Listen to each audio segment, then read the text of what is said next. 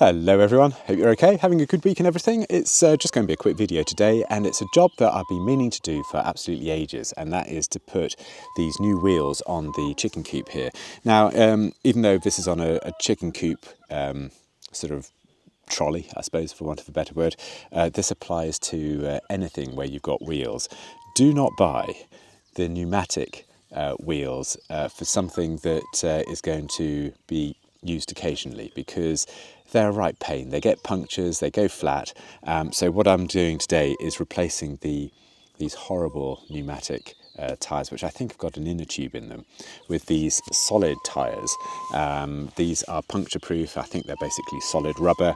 They've got the same diameter hub in the middle, and they're fantastic. These I'll put on and I'll basically forget about them, and hopefully they should give us years of service. So that's what I'm going to do now. Yeah, I've just got a few tools. I've got some spanners and things like that, and we'll see how it goes. These are nylock nuts, so they're quite difficult to get off by hand, so you've got to use a spanner, unfortunately, and this little valve stem here is right in the way, so it's a bit difficult to actually do quickly, but we'll give it a go.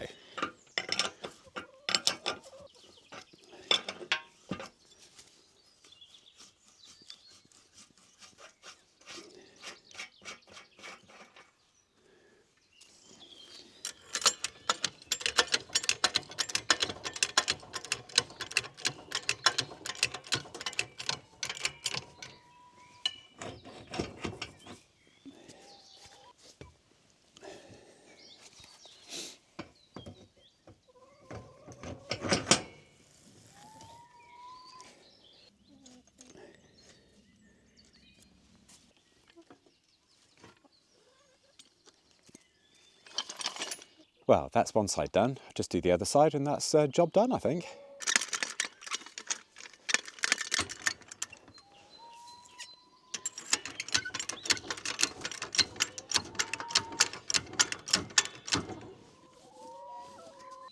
Well, this tyre well and truly had it. I think the only place for this one is the bin.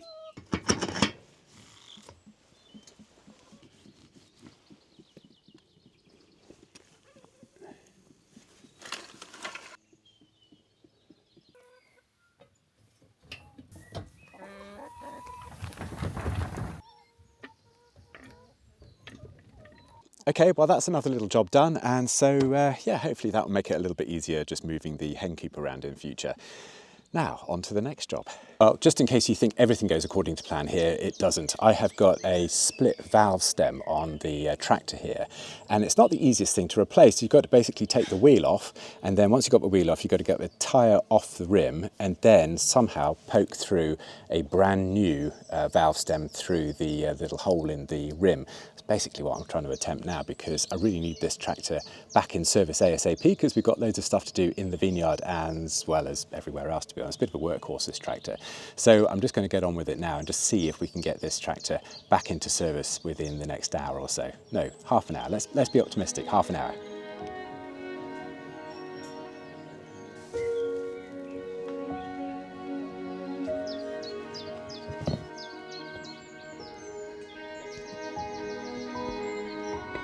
I'm going to snap this, aren't I? Ooh, I say.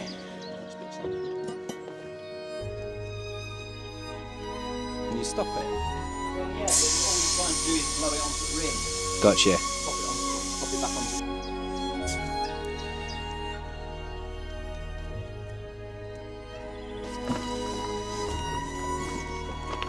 That's it.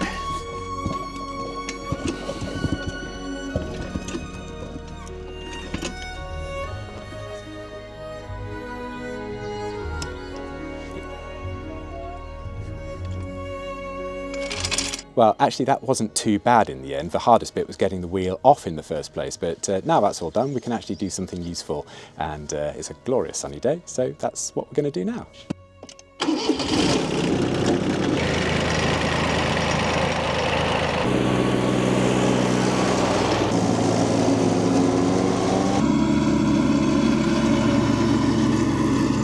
well, that's a relief. Another job done. Okay, so after those two little jobs, I think we need a bit of entertainment. So today is May Day Bank Holiday, which means that down on the village green, there should be some maypole dancing.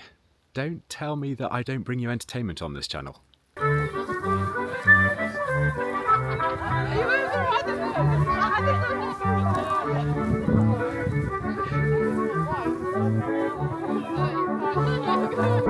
Oh, look out, the pole's coming over! Well, there we go. Well, that's what made Britain great after all.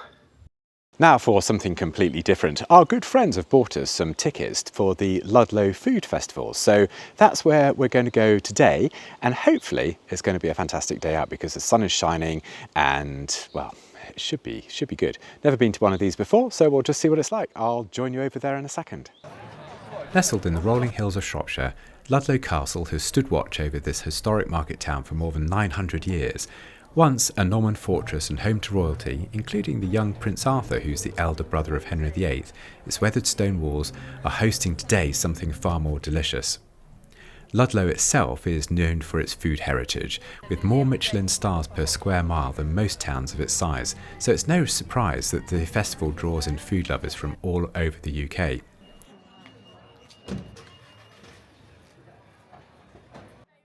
We started with something simple, an array of gorgeous cheeses, locally sourced and perfectly delicious. And then came fruit gin, which by coincidence was made in Hereford from where we'd just come from. And then followed a multitude of meats and pickles and the biggest pulled pork dish that Sonia and I both shared. The best part, though, was actually chatting with the makers and manufacturers of this delicious food.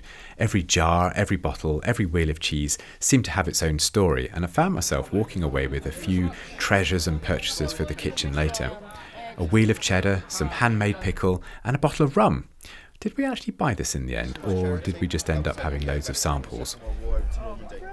Ludlow Castle may have once echoed with the clash of swords and the murmur of court intrigue, but today it's filled with laughter, music and the clink of tasting glasses, proof that old stones can stir new appetites.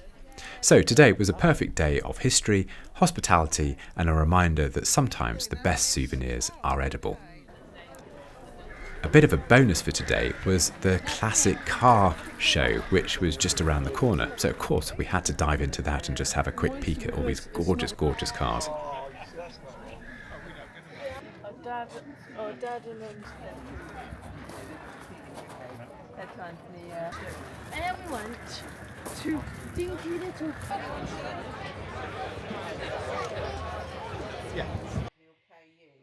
And like all good days, they finish with a drink at the pub.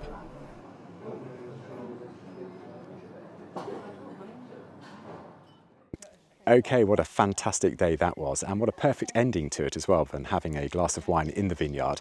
It's also a huge thank you to my patrons as well that really help make this channel what it is.